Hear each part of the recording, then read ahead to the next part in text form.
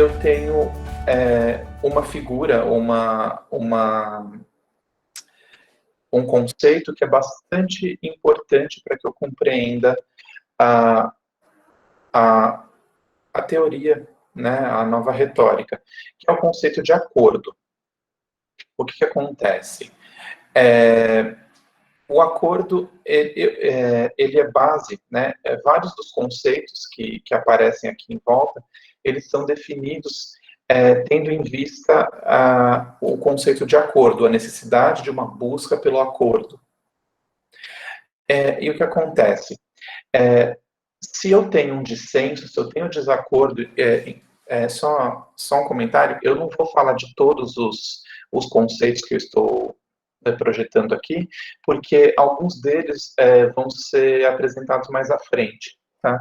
Então, eu vou apresentar simplesmente, vou falar desses primeiros 4 aqui, que é a superação do dissenso, a possibilidade de ação, as noções de fatos, de verdade e fatos. Tá? Então, pensando que eu tenho uma situação, por exemplo,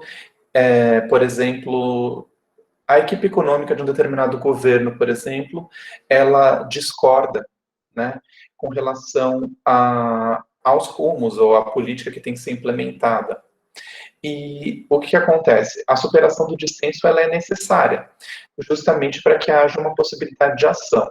Se não houver uma possibilidade de ação, né, se não não chegar a um acordo, eu não estou falando que acordo aqui significa que todo mundo concorde. Às vezes a gente concorda simplesmente com o fato de que o acordo é impossível, né? Esse é um acordo já.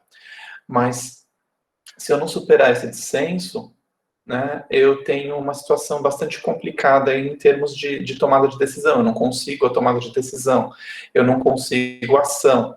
Principalmente num contexto de deliberação, por exemplo, do governo, que tem que pensar naquilo que vai ser feito, isso pode ter consequências bastante significativas, bastante importantes, né, e bastante trágicas também.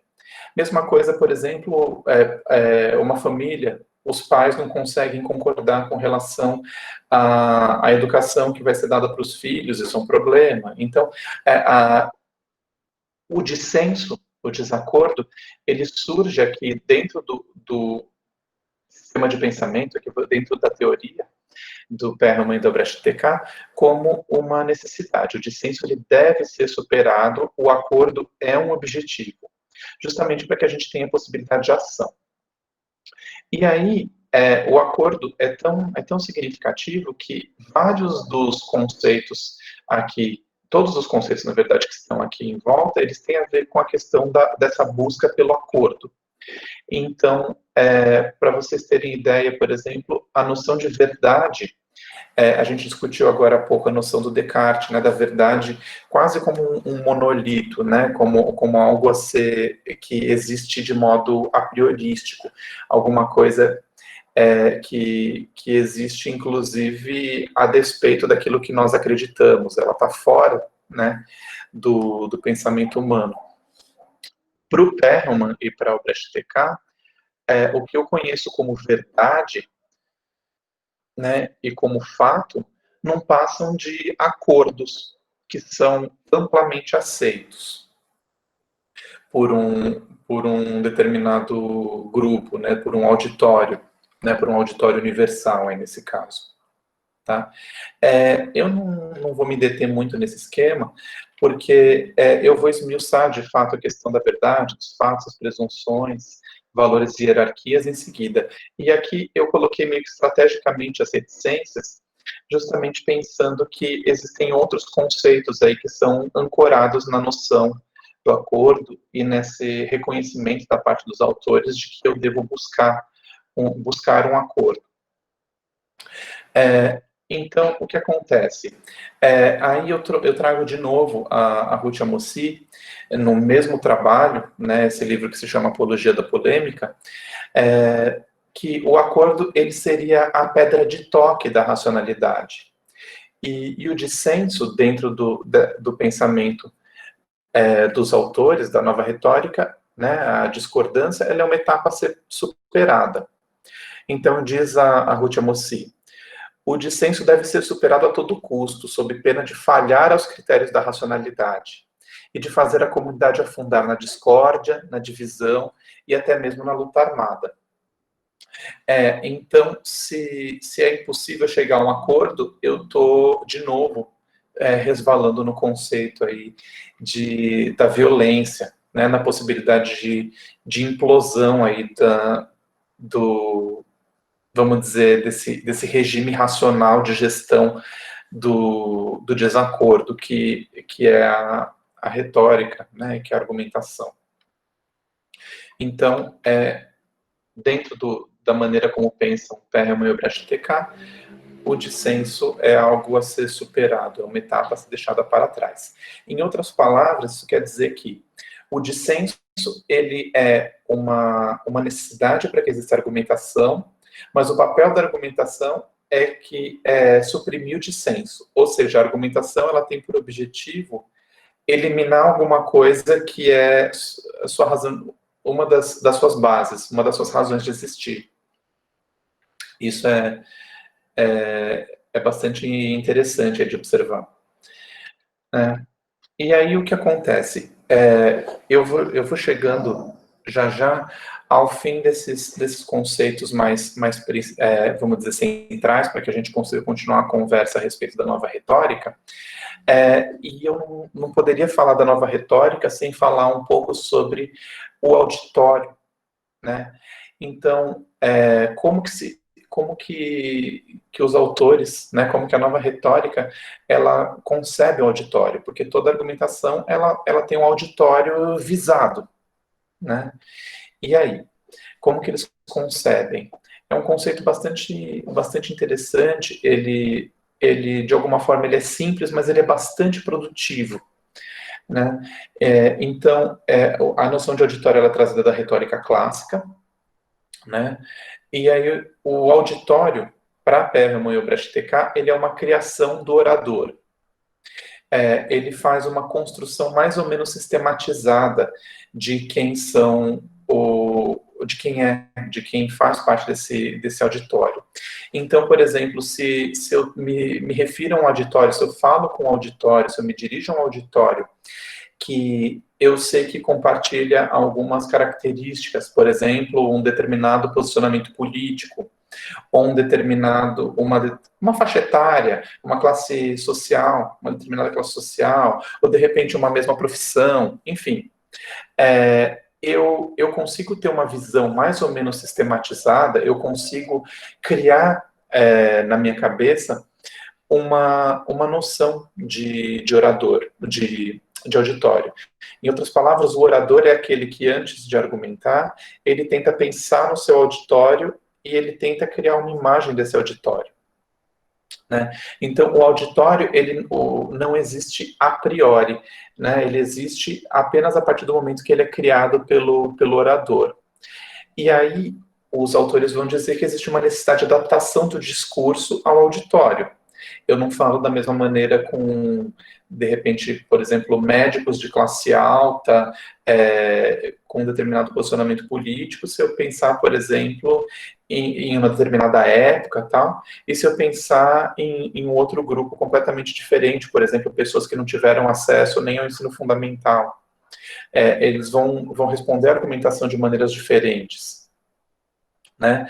E aí, então, uma condição de sucesso da argumentação é justamente que a construção do auditório não seja inadequada à experiência.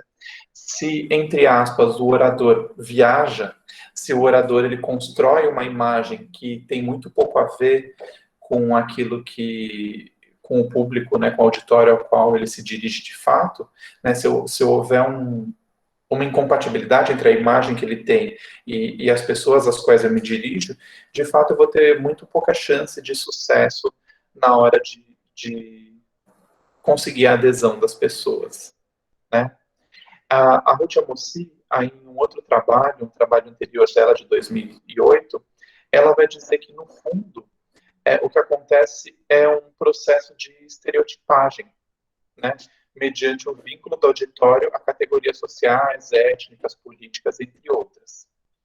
Ela dá até o exemplo que ela não vai se dirigir da mesma maneira as senhoras elegantes do bairro do Morumbi, é esse o exemplo que ela usa. Ela não vai se dirigir da mesma forma a essas pessoas e, por exemplo, a militantes de um determinado partido. É outra experiência. Né? E o que é, de fato, importantíssimo reter aqui é que o auditório ele não existe senão como construção ali do orador, dentro da maneira de pensar dos nossos autores aqui. E aí, os autores, eles propõem, né, que, então, eu tenho um auditório, ele consiste em uma criação do orador, e eles propõem dois conceitos, um auditório universal, que é a ideia que o orador tem sobre aquilo que é universalmente aceito por qualquer auditório, e é um pouco difícil de pensar numa ideia que seja universalmente aceita em tempos como os que a gente vive, porque mesmo aquilo que parece que era aceito de maneira mais ou menos universal, vez ou outra aparece como sendo questionado. Então, por exemplo, o fato da Terra ser esférica, por exemplo, a gente tem acompanhado que o recrudescimento, né, de grupos terraplanistas, por exemplo. Então, mas de toda forma o conceito é esse, de auditório universal, né? Digamos, é aquilo que é aceito por qualquer auditório, auditório universal, né? E aí o auditório particular, ele tem a ver com a divisão, com a segmentação em grupos, né? Que saiu com um errinho de digitação, né? Ideia que o orador tem a respeito daquilo que é aceito por um determinado grupo. E eu me adapto a ele. Eu tenho aqui alguns conceitos bastante importantes para a gente começar a discutir a questão para a gente começar a sair desse plano aí dos conceitos e para a gente começar a pensar em termos de análise de texto e alguns conceitos, algumas técnicas de argumentação. Os autores, eles se preocupam em definir aquilo que eles consideram que é um fato, uma verdade, uma presunção. Lembram-se que eu disse agora há pouco que o acordo, a questão do acordo era bastante importante. Então, o que eu vou considerar um fato? Um fato é aquilo que é aceito como... É um acordo universal, ele não é controverso, ele é aceito pelo auditório, por esse auditório universal. Ele não constitui objeto da argumentação, porque se ele é aceito por todo mundo, não tem por que eu argumentar para defendê-lo, para defender um ponto de vista ou outro. Né? Então, vejam que eu não estou falando aqui de um fato que existe de modo a priori. Né? O fato, para existir um fato, segundo essa maneira de ver, tem que existir um acordo sobre o que é um fato. Então, não é possível eu falar, né? É bastante diferente daquele raciocínio do Descartes, que a gente vinha discutindo lá no começo, que a verdade é a verdade e é aquilo, eu devo buscá-la. Né? Aqui, para esses autores, a verdade vai ser um sistema complexo de ligação entre fatos, e o fato é aquilo que é aceito por um auditório universal.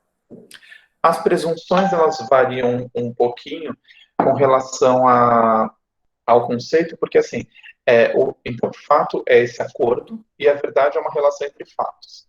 E a presunção, ela tem a ver com as teses, as quais a adesão não é máxima e deve ser reforçada. Então, existe já uma adesão, mas ela deve ser reforçada aí por meio da argumentação.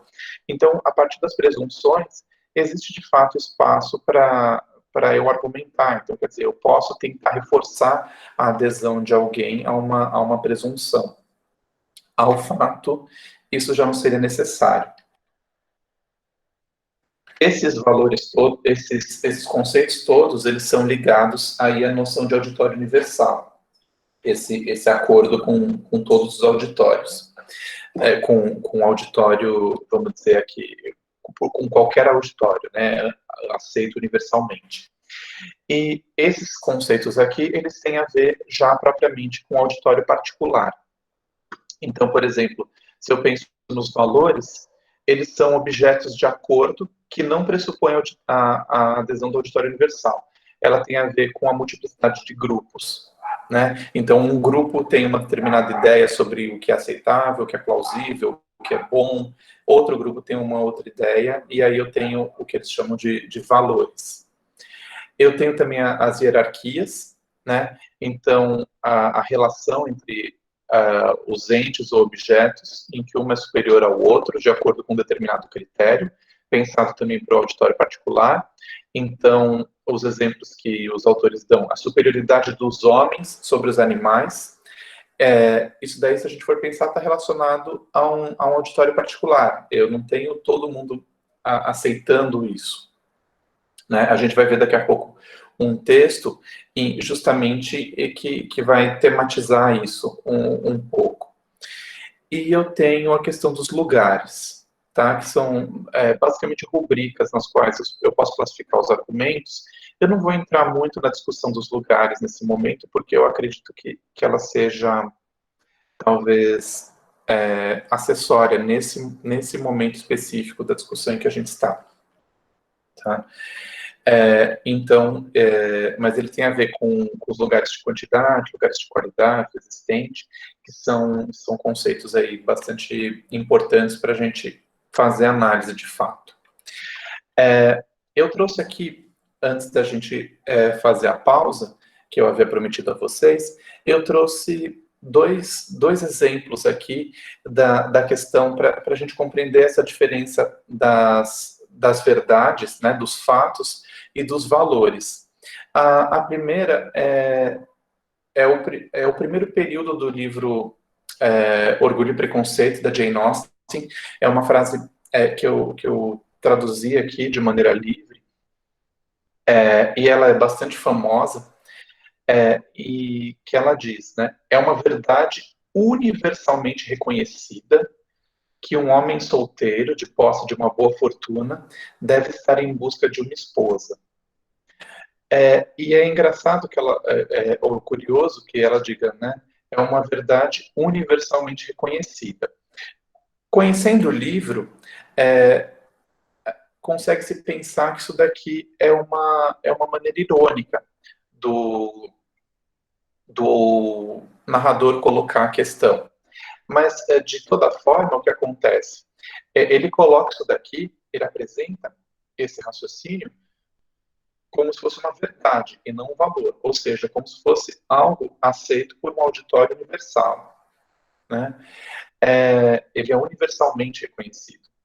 Só que o que acontece é que se a gente faz a leitura do livro, isso ganha um papel de uma característica irônica bastante significativa, porque na prática o que o narrador está fazendo aqui de alguma forma satirizar uma sociedade, porque basicamente o livro ele vai tratar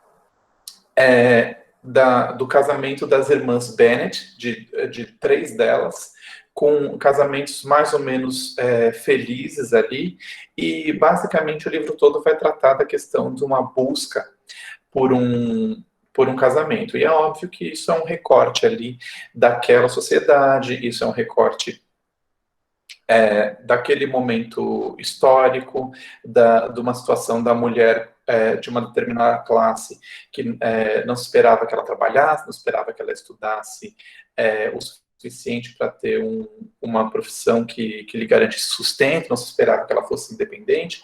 Então, de alguma forma, apresenta-se como universal, que é uma visão particular ou de um grupo, de uma determinada época, inclusive. E aí eu construo uma sátira. Então, eu trouxe isso de fato, para mostrar a questão para contrastar a questão do fato e da verdade, né, aquilo que é entendido como um grande acordo com o auditório universal, e os valores que estão ligados a uma multiplicidade de grupos. Tá? Então, é nesse sentido que eu trago esse exemplo. E eu trouxe mais um, e aí eu vou interromper para ver se há perguntas, tá? É um site que fala sobre... É um site que é a Sociedade Vegan, né, vai falar sobre o veganismo. E eu procurei um verbete que é sobre especismo, né? Então, o autor aí desse texto vai tentar, vai definir, na verdade, o que é especismo. E aí, o que a gente observa, né, no trecho que eu copiei. O especismo define-se como a discriminação arbitrária, esse grifo é meu, só para eu me lembrar no que eu gostaria de focar. O especismo define-se pela discriminação arbitrária daqueles que não pertencem a uma determinada espécie.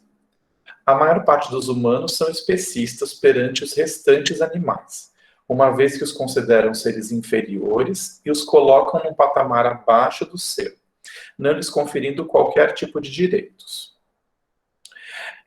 Nós temos aqui, né, pela maneira como esse texto foi construído, né, eu tenho características aqui de um texto que se quer quase que acadêmico, né, parece um pouco um verbete de uma enciclopédia, alguma coisa galgada em pesquisa. E a questão, portanto, galgada em rigor aí, científico, né? A questão é que coloca-se aqui, né? O especismo define-se como pela discriminação, entre parênteses, vou mostrar para você, eu não copiei esse trecho, mas mais para frente nesse texto, o autor ele compara o especismo ao racismo, ele faz essa analogia. Então, é discriminação um pouco nesse sentido, né, de separar um grupo e olhar para esse grupo como inferior, e ele vai dizer que é arbitrária. Ora, ele apresenta isso, por essa característica desse texto, né, quase como um texto enciclopédico, ele apresenta isso como uma verdade, como um fato. Só que ele diz aqui que ela é arbitrária. Se eu for pensar nos diferentes grupos que eu tenho na sociedade, por exemplo, ela não vai ser sempre arbitrária. Eu posso ter grupos, por exemplo, grupos religiosos que pensem que os animais foram criados justamente para servir de alimento ao ser humano, e que não existe arbitrariedade nisso, portanto. Em outras palavras, quando esse autor fala, né, que é uma discriminação arbitrária, trata-se na verdade, de uma ideia de um determinado grupo, e é um pensamento bastante recorrente entre as pessoas veganas, mas que ele talvez, muito provavelmente, ele não é compartilhado de maneira tão ampla. Né? E não deixa de ser estratégico aqui que se coloque dessa forma, com esse aspecto meio enciclopédico, para dar justamente esse ar de algo galgado na ciência, quando, na verdade, e, portanto, trazer essa ideia do que é inquestionável, né? Quando, na verdade, o que nós vemos aqui é que talvez não seja uma verdade tão amplamente aceita assim. Ela disse isso, que o que leva, mesmo com as ofensas, que não são argumentos, o que leva as pessoas a continuarem argumentando nas redes sociais?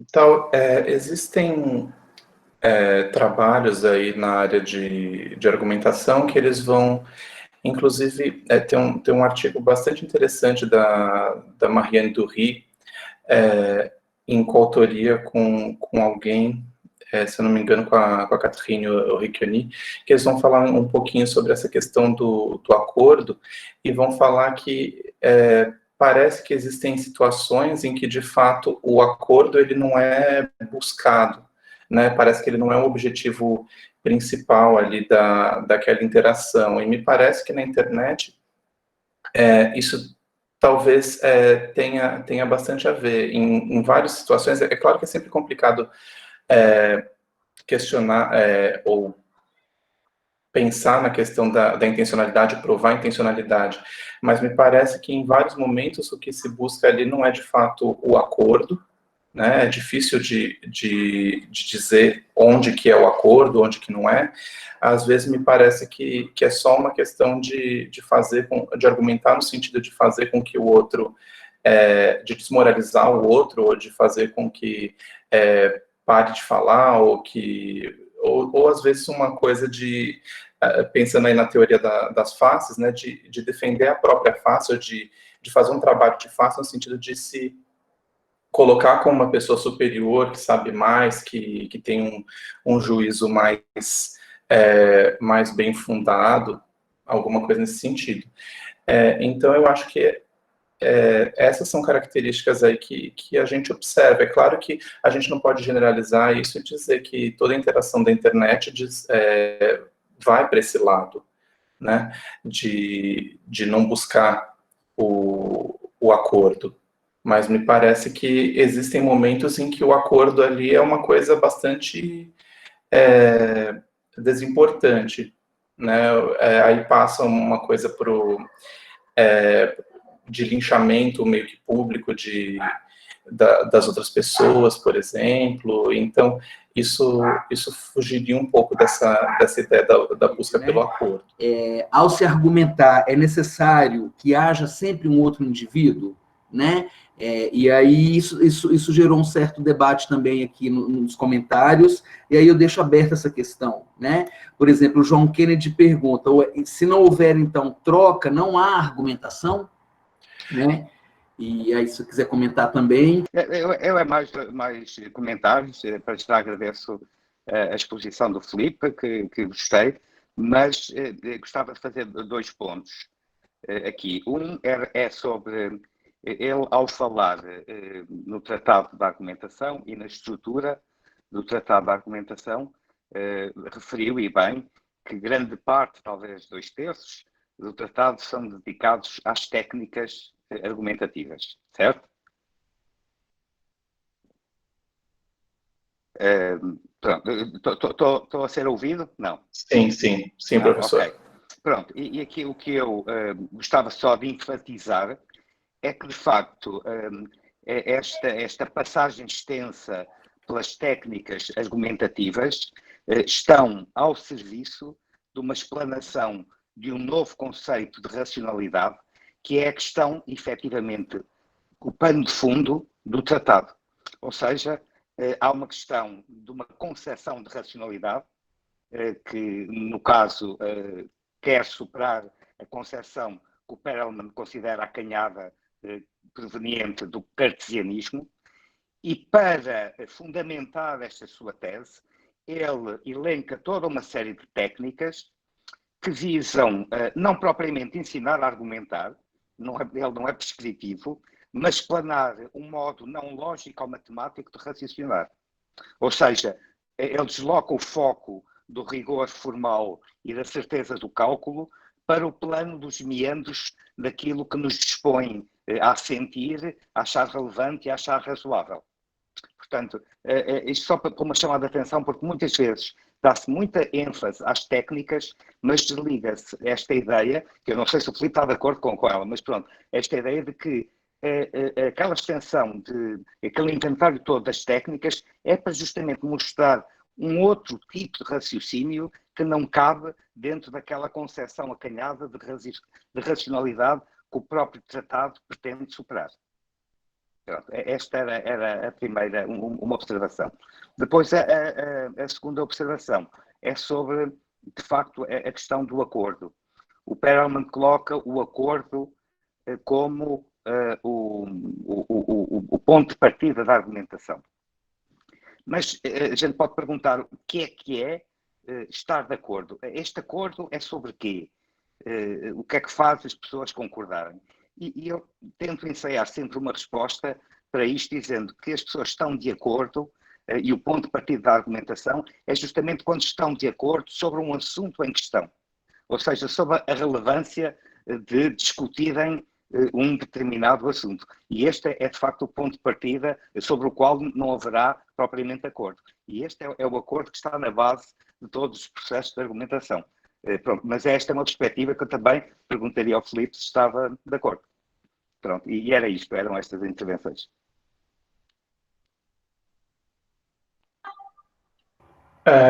Bom, eu agradeço ao professor Rui e gostaria de deixar aqui expresso que, para mim, é uma honra estar em contato com o senhor aí no momento, né, para fazer esse debate.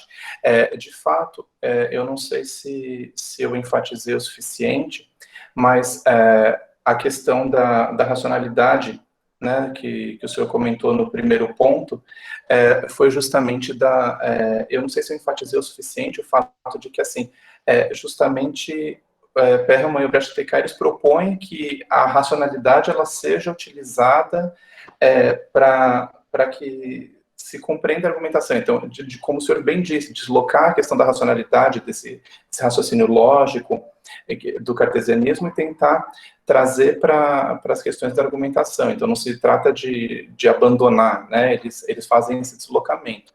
E aí o senhor disse isso, concordo com o que o senhor disse, e acho que o senhor disse, inclusive, de uma maneira muito mais eloquente e muito mais bem colocada, fundamentada do que eu. Houve uma pergunta antes do professor Rui, que foi a questão da necessidade de sempre haver um ouvinte, né? Isso, E isso, na verdade, no próprio tratado, eu não passei por isso, porque, enfim, não é tanto tempo que nós temos, mas existe até uma parte, em uma sessão, em que eles vão falar sobre a deliberação consigo mesmo, que é o momento em que a pessoa ela argumenta para si mesma, para procurar tomar a decisão que seja a mais racional, ou a mais, enfim, a melhor, né? Então, isso está previsto também no tratado, nem sempre se argumenta para o outro, né? Mas, então, isso é possível, né? Acho que dessa forma fica respondida a questão, né? Existe uma preocupação aí dos autores. E, professor Rui, eu só vou pedir que o senhor, desculpe, eu estava tentando anotar, e eu de fato não consegui anotar o segundo ponto que o senhor perguntou, para que eu não me esquecesse. O senhor poderia retomar, assim, brevemente, algumas palavras só? Sim, sim. Portanto, é sobre a questão do acordo, que no tratado aparece descrito como sendo o ponto de partida da argumentação. Uhum. E eu pergunto-me qual é esse acordo. O acordo sobre quê? E geralmente tendo a responder que esse ponto de partida é um assunto em questão partilhado.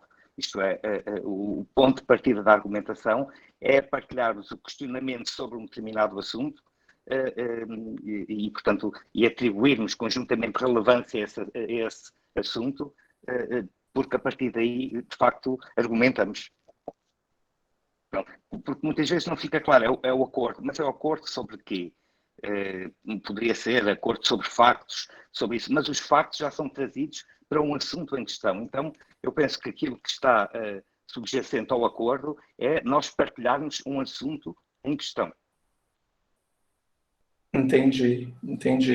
E eu acho enfim, eu tendo a concordar com o senhor, me parece que é uma visão do acordo que ela é bastante interessante aí para que nós pensemos, né, sobre... É importante, de fato, a gente definir o que se entende por esse acordo, né, que não tem a ver necessariamente com a questão de todos concordarem com tudo, né?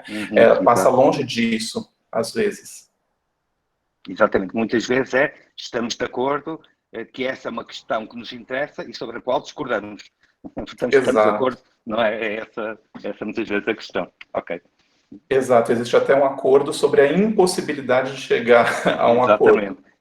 E muitas vezes isso é que faz argumentar. Ou pelo menos não há acordo sobre o assunto. Mas eu, como valorizo muito a noção de assunto em questão como nuclear para abordar as questões de argumentação, não tanta discursividade, mas o que se organiza em torno desse polo, digamos assim, aglutinador, era por isso que eu trouxe esta questão aqui, a propósito do ponto de partida e da questão do acordo que foi referida na sua exposição. Ok. Eu agradeço os seus comentários, professor. A primeira questão do auditório com relação à internet, né? Eu acho que as noções, a noção de auditório aí pensada né, pelos autores aí da nova retórica, de alguma forma é uma concepção de auditório que eu acho que de alguma forma ela dá sim conta de uma série de questões aí, mesmo na internet. Então, por exemplo, isso é que internet significa muita coisa, né? Eu posso, por exemplo, eu posso estar num fórum sobre games, eu posso estar, por exemplo, num bate-papo com um amigo, eu posso estar, enfim, eu tenho N situações ali em que eu posso pensar na questão do auditório. Mas eu acredito que sempre se pense um pouco, ou se tente criar uma projeção a respeito de quem é o nosso auditório. E assim, quando a gente pensa isso em termos de estereotipagem, ou seja, essa criação imaginária, né, mental, de quem vem a ser o auditório, eu acho que isso sempre está, de alguma forma, marcado ali no nosso discurso. É claro que a gente não consegue, de novo, a gente esbarra na questão da racionalidade, da racionalidade não, da intencionalidade. Eu nem sempre consigo, eu não consigo dizer, por exemplo, que um determinado uso, uma determinada estratégia foi pensada tendo em vista o auditório, mas é um fato um pouco, de alguma forma, evidente que eu sempre tento escrever para um determinado auditório que eu concebo na minha cabeça. Então, se eu penso, por exemplo, que são pessoas que dominam um determinado conceito, ou se eu penso que são pessoas que desconhecem um determinado conceito, se eu penso que são pessoas que têm esse ou aquele ponto de vista, eu sempre tento de alguma forma me posicionar, né, e adaptar o meu argumento com relação a isso. Eu acho que pode ser que me parece que ele dá conta, esse conceito de auditório, sim. Eu, pelo menos, não consigo ver nenhuma limitação do conceito, né? Me parece que ele está bem colocado. Eu acho que, em alguns casos, por exemplo, a gente tem linhas bastante gerais aí de quem são as pessoas, mas e às vezes, por exemplo, eu já vi, por exemplo, pessoas argumentando na internet, no Twitter, por exemplo, com base na foto que eles veem no perfil. Quer dizer, eu tenho uma ideia com base na foto da pessoa, se é jovem, se é idoso, se veste de tal ou tal maneira, se a foto tem tal ou tal estética. Quer dizer, de alguma forma eu crio o estereótipo, né? O estereótipo, ele perpassa a interação, e não só a interação pensando em argumentação, né? A Ruth Amosi, por exemplo, ela vai ser uma das pessoas que vai dizer que, de modo geral, a interação ela tem a ver necessariamente com o processo de estereotipagem, porque quando eu falo com alguém, eu crio uma ideia sobre quem seja essa pessoa. Eu acho que não tem muito como fugir disso. Pelo menos eu não vejo uma limitação.